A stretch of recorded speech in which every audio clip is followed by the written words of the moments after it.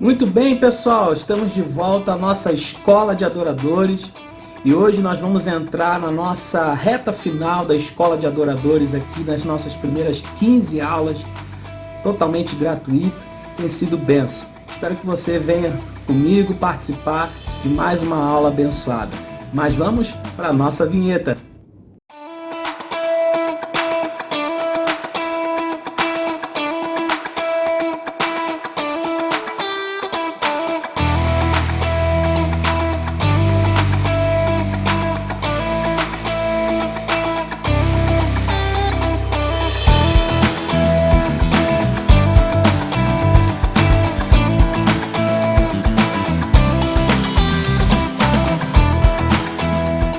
Muito bem, pessoal, hoje nós vamos entrar na nossa 11ª aula e o assunto de hoje é um assunto interessante, que nós vamos falar sobre os lugares de adoração. Então a gente vai destrinchar um pouquinho, não vou demorar, essa aula vai ser bem objetiva para a gente entender com clareza o que Deus tem para nos apresentar no dia de hoje, tá? Mas antes de eu entrar na aula, no assunto de hoje, eu quero que você já deixe o seu like, já deixe o seu gostei, ou se eu não gostei também, não tem importância. Mas comente, compartilhe. Eu tenho visto que algumas pessoas estão meio que deixando um pouquinho, está chegando na 11ª aula hoje e o pessoal está meio indo devagar. Pessoal, não deixa de comentar, não deixa de engajar, curta, comenta, compartilha com as pessoas. Eu sei que esse conteúdo, se você não prestar atenção, você acaba se desligando, então preste atenção, mas envie para pessoas, envie para os seus amigos. Eu sei que hoje em dia é muito difícil as pessoas prestarem atenção em vídeos prolongados, mas é importante, é um ensinamento bom, é um ensinamento edificante. Aqui só tem coisa boa que você vai aprender, então eu tenho certeza que vai ajudar não só você, mas ajudar outros ministérios. Eu já tenho visto pessoas me pedindo aqui da apostila, já tem gente mandando mensagem. Então, se você ainda não se inscreveu no canal, se inscreva, curta, compartilha, e também eu vou deixar o link do meu Telegram para você entrar em contato. Se não, eu vou deixar aqui o meu Instagram para você entrar em contato comigo lá no Instagram, tá? Aí você pode colocar aí o @MatheusLimaPR, Mateus com TH, Mateus Lima PR, vou deixar aqui para você ver. E aí você pode me seguir lá, pode mandar uma mensagem, a gente vai interagindo aos poucos. Lá tem outro tema que eu vou começar a inserir aqui no YouTube, que é o caminho da adoração. Então, se você se interessar, aí você pode me acompanhar nessas redes sociais. Tá bom, gente? Vamos aqui falar sobre o assunto de hoje, lugares de adoração. Lugares de adoração. O primeiro ponto que nós vamos tratar aqui é o altar. Desculpa. O altar. O altar era uma estrutura, pessoal, que era elevada sobre o qual o adorador oferecia sacrifícios e queimava incenso. A gente está falando do altar antigo, do altar do povo de Deus, do altar onde o sacerdote oferecia uma oferta agradável ao Senhor e aquilo ali subia como cheiro suave na presença de Deus e aquela oferta justificava aquela pessoa ofertante, tá? Então a gente está falando dessa época aí do povo judeu, do povo hebreu, que tinha esse ritual.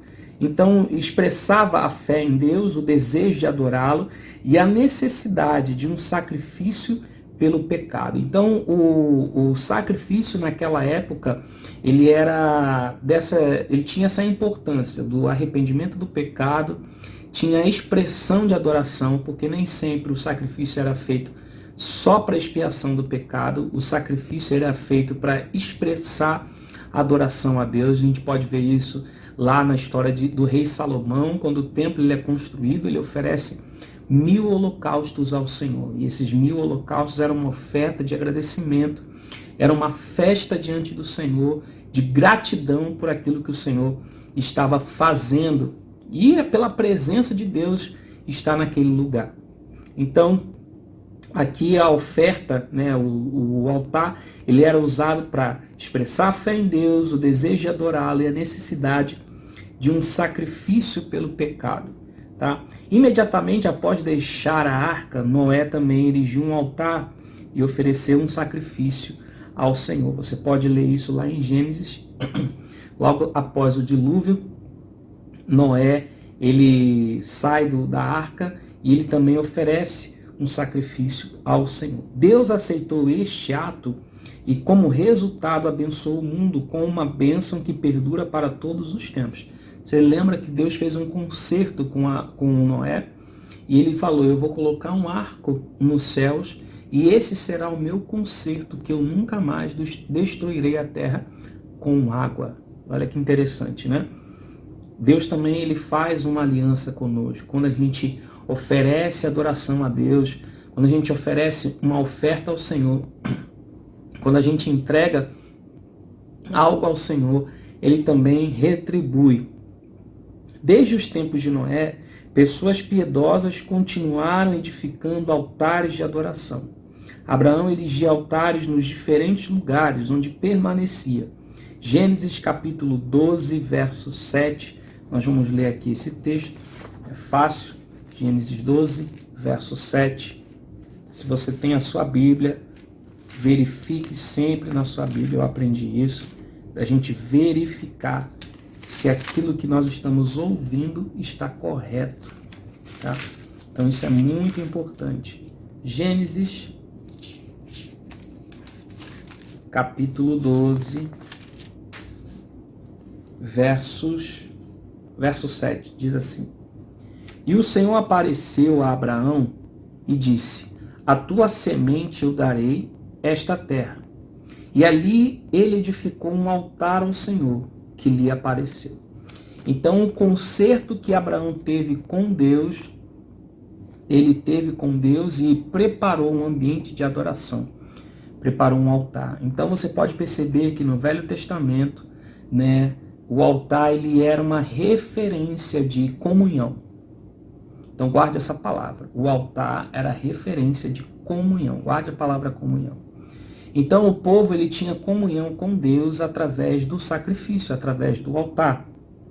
Então, a gente vê isso no verso 8, 13, 18 também, ó. E ele moveu-se dali para um monte ao leste de Betel e armou sua tenda, tendo Betel ao oeste e Ai ao leste. E ali ele edificou um altar ao Senhor e invocou o nome do Senhor. E aí você avança um pouquinho, vai para o verso 13 que diz: Dize, suplico-te, que tu és minha irmã, para que eu possa ficar bem por tua causa e a minha alma viverá por causa de ti. Você lembra que isso aqui é a história quando Abraão e a sua esposa vão para o Egito, né?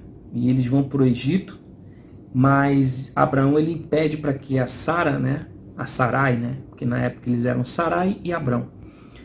Pede para que ela diga que é irmã dele. E olha que interessante quando a gente chega no verso 18. E Faraó chamou Abrão e disse: O que é isto que tu me fizeste? Por que não me disseste que ela era tua mulher?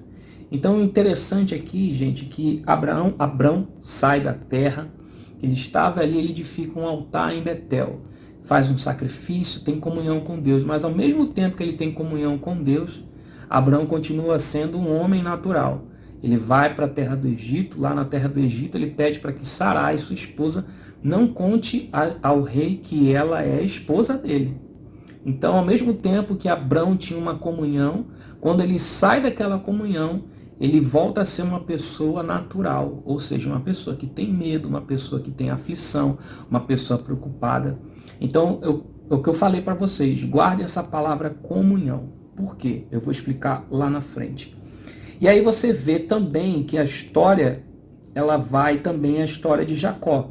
Jacó foi um edificador de altares. A gente pode ver isso lá no livro de Gênesis, capítulo 33, verso 20. Aí é só avançar um pouquinho, a gente está falando dos patriarcas, né? Gênesis 33, verso 20, diz assim, ó: E ele ergueu ali um altar e o chamou Eu Eloei Israel. O que significa isso, gente? Que ele preparou um altar diante do Senhor e ele era o Senhor de Israel, né? E ele se tornou o Senhor de Israel. O nome de Jacó, você sabe que o nome de Jacó foi modificado e se tornou Israel. né? Aquele que venceu, aquela pessoa que lutou e venceu, né? O vencedor. Então Deus se tornou o dono, né? O Senhor dos vencedores. Que interessante isso. E aí você vê um pouquinho mais à frente, Gênesis 35, verso 7. Olha só que interessante. E ele edificou ali um altar e chamou o lugar El Betel, porque ali Deus lhe apareceu quando ele fugia da face de seu irmão. Então são vários relatos que você vê que o altar representa a comunhão, que o altar ele representa intimidade com Deus. E se você analisar bem, até hoje a gente remete ao altar como um lugar de comunhão. Mas agora eu quero tirar um pouquinho da misticidade que as pessoas têm, pessoal. O altar, você já percebeu que ele foi modificado em vários lugares, né? Ele foi colocado em vários lugares. A gente falou aqui de Abrão, que edificou um altar numa cidade, ele sai da cidade, vai para outra cidade, edifica um altar ali. O que eu estou querendo dizer? Para a gente ter comunhão com Deus, para a gente ter intimidade com Deus, a gente precisa firmar um altar, um lugar muito importante na nossa vida, que é no nosso coração. Então, aonde esses homens iam, o coração deles já era um altar ao Senhor. Então, aonde esses homens estavam ali, eles preparavam o ambiente. O que eu estou querendo dizer? Que você, em comunhão com Deus, você acaba transformando o ambiente onde você está. E aí faz sentido para os músicos, faz sentido para as pessoas que usam a música como uma ferramenta para adoração a Deus. Preste atenção, não é a música que vai modificar o ambiente. Não é.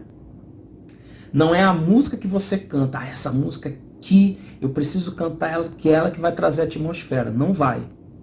O que vai trazer o ambiente, que vai mudar o ambiente, aquele local, é o que está dentro de você. Se dentro de você existe um altar de adoração, então aquele altar vai ser exposto naquele lugar que você está. A mesma coisa aconteceu com Abraão, a mesma coisa aconteceu com Jacó, que se tornou Israel. Todo lugar que ele estava, ele queria ter comunhão com Deus, ele queria adorar a Deus, ele queria ter intimidade com o Senhor. Então o altar que já era construído no seu coração, no seu íntimo, acabava sendo colocado na forma física, na atitude que eles tinham ali naquele ambiente. Então, quando Jacó viajou, foi para um outro local, ele preparou um altar, porque ele queria dizer para Deus, Senhor, o que está dentro de mim, eu estou expondo aqui. Para que todos vejam, para que a minha família veja, para que todos na vizinhança vejam o quanto eu amo o Senhor, o quanto eu tenho o prazer de estar contigo, o quanto eu posso dizer que o Senhor me resgatou, o quanto eu posso dizer que o Senhor é bom comigo, o quanto o Senhor é maravilhoso comigo. Então perceba, pessoal, que o Abrão ele tinha essa mesma essência, o Jacó tinha essa mesma essência de agradecer a Deus externamente. Então, o músico, ele agradece a Deus externamente por causa daquilo que está no seu íntimo, por causa daquilo que está dentro dele, por causa do que já acontece dentro dele, é externado em um ambiente. Então, eu posso dizer para vocês, pessoal, que a plataforma de igreja, a plataforma de locais, né, ela não é nada. Não é, perante o Senhor, ela não é nada. O que é importante para Deus, e eu vou dizer isso para vocês com muita firmeza no coração, porque Jesus ele disse isso para a mulher samaritana. Ele disse, não importa se vai ser no templo, se vai ser no monte, Deus está à procura de homens e mulheres verdadeiras, verdadeiros adoradores. Pessoas que o adoram em espírito e em verdade. Então, independente do lugar, independente do templo, se você tem o Espírito de Deus, se o teu coração é templo, é morada, é casa, é habitação de Deus, o lugar que você vai ali se torna um altar ao Senhor.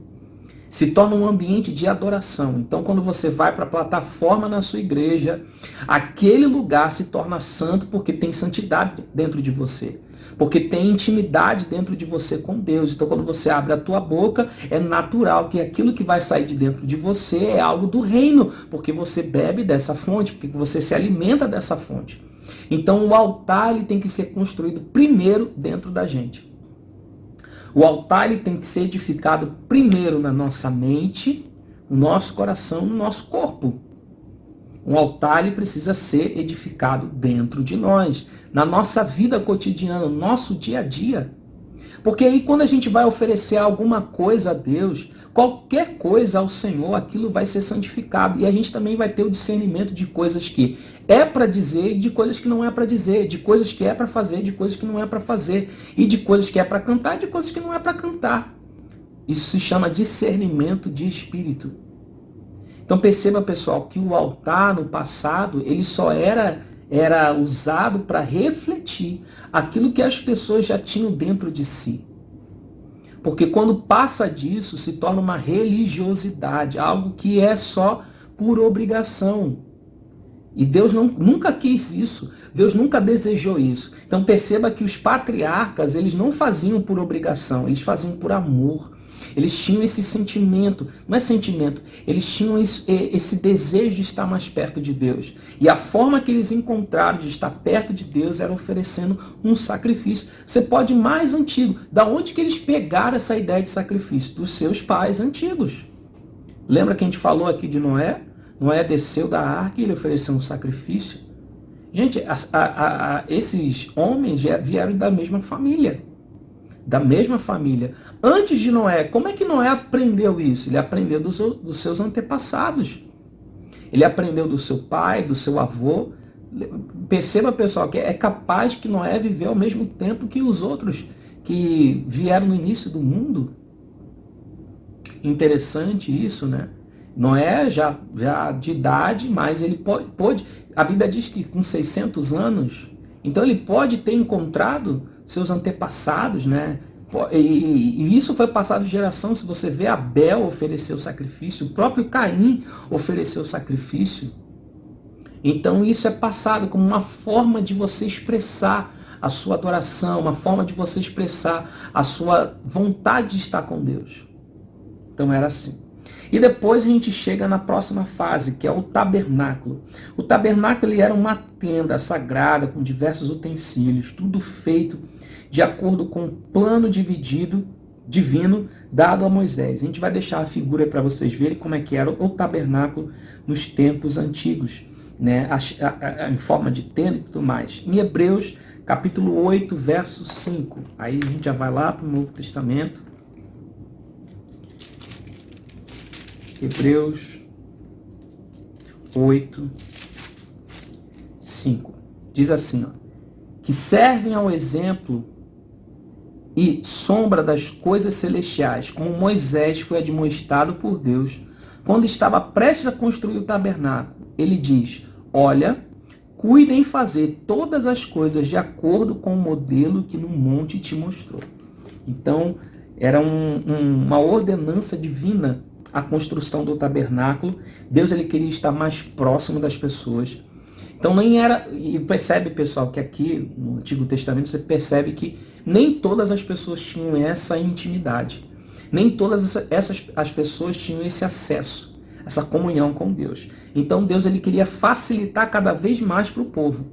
Ele queria ajudar o povo a ter comunhão com ele, a saber quem ele era. Então ele desceu do seu trono, desceu da sua glória, deixou um pouco da sua glória na terra, que é o tabernáculo.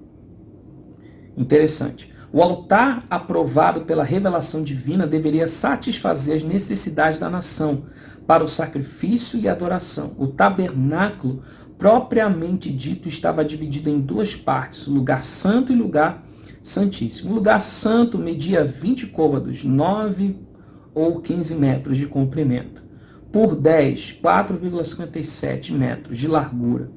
Continha a mesa para o pão da propiciação, o candelabro de ouro e o altar de incenso. O lugar santíssimo era quadrado de 10 côvados, 4,57 metros de cada lado, e nele estava a Arca da Aliança, um cofre sagrado que simbolizava a presença divina. Uma cortina ou véu de um material de tecido fino dividia as duas seções. Somente o sumo sacerdote, e apenas uma vez no ano, no dia da expiação, entrava no Santo dos Santos, a fim de fazer expiação pelos pecados do povo. Muitas cerimônias e muitos utensílios do tabernáculo tinham um significado típico e simbolizavam a vinda de Cristo. Veja o ensino acerca dos tipos em Hebreus 8. Olha só, pessoal, a gente está falando aqui em Hebreus, aí vai falar sobre as especificações, nossa, quase que não saiu, as especificações do tabernáculo, tudo que Deus tinha ordenado, tudo que Deus tinha falado a Moisés para ser feito. Acerca dos utensílios principais, né, os altares, né, a mesa, a base, o candelabro, tudo isso, eu vou deixar aqui para você ver a forma, né? Vou deixar o desenho da forma para você e você vai acompanhando aí, ó, os planos do edifício como era na realidade no tempo de Salomão, incluindo o templo, o altar, o átrio exterior, o templo, o palácio, o átrio médio, sala do trono, pátio das colunas, casa do Líbano, do Líbano e outras coisas mais. Você vai vendo e acompanhando aí, tá? E aí você vê que nessa época, né, a divisão, a fortificação do altar, né, a gente vai separando por partes aqui, ó. O átrio, esta grande superfície plana que rodeava o santuário e seus átrios exteriores, era acessível tanto a judeus como a gentios. O recinto sagrado, o soreg, né, que era uma parede baixa em volta do templo, formava uma área sagrada que nenhum gentio podia pisar, sob pena de morte. Os degraus das escadas subiam 6 côvados, 2,7, né, aproximadamente, tá? A plataforma, que por sua vez era uma superfície plana situada na base das paredes. Tinha um átrio das mulheres, era assim, pessoal, era dividido homens e mulheres. Até hoje tem esse intuito, tá? No povo judeu. Dentro dos quartos que havia entre as paredes, os degraus das escadas subiam 7,5 côvados, ou 3,43 metros, até o átrio das mulheres, o qual estava rodeado por um balcão. Átrio de Israel. Este átrio, que era exclusivamente para judeus jovens e adultos do sexo masculino, tá? 3,43 metros. Acima do piso, né, do átrio das mulheres e a 6,85 metros acima da plataforma. O átrio de Israel diferia do átrio das mulheres, pois enquanto este era grande e aberto, aquele era estreito, coberto e rodeado de colunas. O átrio dos sacerdotes era uma área de 1,07 metros situada acima do piso do átrio de Israel e estava reservado exclusivamente para os sacerdotes. O santuário do átrio do sacerdote, os degraus alcançavam uma altura de 2,98 metros. Até o nível do piso do santuário, dentro das paredes havia numerosos aposentos. O edifício tinha somente 2 áreas importantes, o lugar santo e o lugar santíssimo, os quais estavam separados por 2 grossas cortinas pendentes e que distavam um côvado uma da outra. No lugar santo, os sacerdotes realizavam suas atividades regulares. O lugar santíssimo era o coração interior do templo e só o sumo sacerdote podia ali entrar uma vez no ano, no dia da expiação, quando oferecia um sacrifício pelos pecados do povo, tá? E aí a gente tem mais outros assuntos que eu vou deixar aqui no desenho para você ver, para você acompanhar. São várias informações, mas o que isso remete para a gente, o que isso reflete para a gente nos tempos de hoje, pessoal? E aqui eu encerro a parte da apostila, com vocês, né? Devemos reconhecer nossa necessidade de Deus, né? Isso está escrito aqui na apostila. Precisamos manifestar o desejo de assumir um compromisso com o modelo que Ele nos mostra em sua palavra.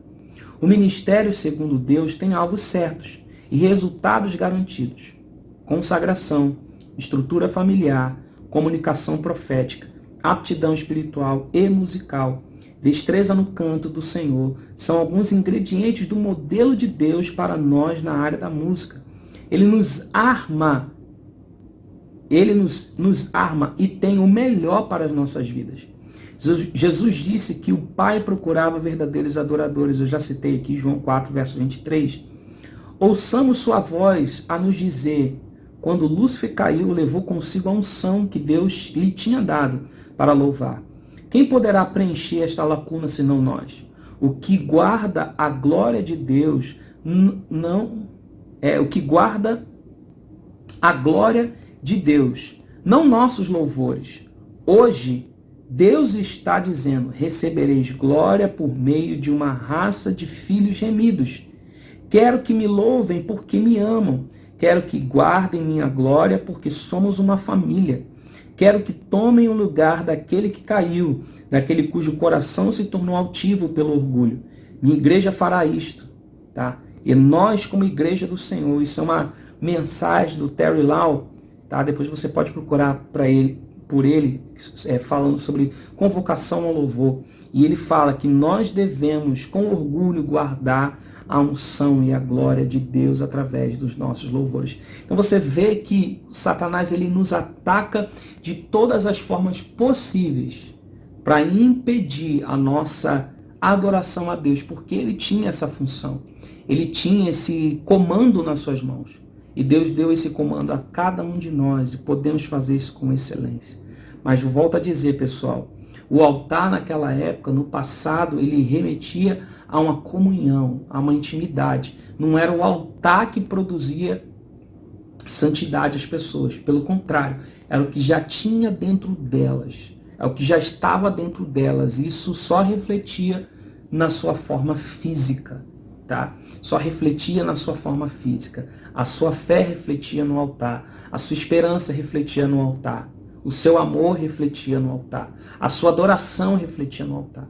O que eu estou querendo dizer com isso? Gente, o que você canta, o que você faz com a sua boca, com sua atividade musical, só vai refletir o que está dentro de você. Se o Espírito Santo ainda não se move em você, se o Espírito Santo ainda não atua em você, você vai ser mais uma canção vazia. Pode por um momento fazer um sucesso estrondoso, mas ela vai morrer. Porque ela não tem conteúdo, ela não tem Deus ali no meio. Mas se for uma canção verdadeira, genuína, sincera, veja pessoal, a gente fala desses homens que construíram um altar no passado, há mais de 3, 4 mil anos atrás. E até hoje, sua adoração ainda é falada, a sua adoração ainda é comentada. Como muitas canções antigas que até hoje elas falam, elas refletem a glória de Deus. Porque havia sinceridade e verdade naquilo que estava sendo cantado. Eu encerro essa nossa 11ª aula falando de algo muito importante. Seja sincero.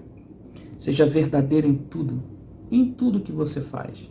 Não esconda nada de Deus. Não procure desculpas para tentar cobrir ou encobrir o seu erro. Não faça isso. Seja verdadeiro, seja íntegro, seja fiel a Deus em tudo. Reflita a sua adoração na forma física, oferecendo o seu máximo, oferecendo o seu melhor, entregando o seu melhor para que a igreja com você possa conhecer a Deus. O nosso papel hoje é praticamente parecido de um sacerdote, né? As pessoas iam até o sacerdote porque viam aquela pessoa como figura de respeito, que viam aquela pessoa como uma figura santa, que viam aquela pessoa como uma figura divina. Por que eu falo isso? Porque aquela pessoa estava próxima de Deus. Então hoje, você que canta, você que ministra, você que toca, você é uma figura que está trazendo a imagem de Deus para o povo. Sejamos esse reflexo de Deus para a vida das pessoas, para abençoar a vida das pessoas, para santificar a vida delas. Seja o reflexo da glória de Deus aqui na terra. Seja imagem e semelhança do Criador de fato, de verdade. Seja um altar do Senhor. Seja morada do Espírito Santo. Seja usado pelo Espírito Santo. Seja instrumento nas mãos do Espírito de Deus. E construa o templo. Construa um lugar de adoração, lugar de exaltação ao Criador, ao verdadeiro e único Deus, ao Senhor dos Senhores, aquele que fez todas as coisas, que criou todas as coisas e que é o único e verdadeiro, digno de receber toda a honra e toda a glória. Que hoje você possa compreender que o altar, ele pode ser construído fisicamente, mas não vai ter nada ali se você não tiver um altar dentro de si. Que Deus abençoe você e até a nossa próxima aula, 12ª, 13ª e 14ª, tem uma surpresa para vocês. E depois a gente faz o encerramento na nossa 15ª aula, fechando esse estudo aqui da Escola de Adoradores. Que Deus abençoe você e até a próxima, em nome de Jesus.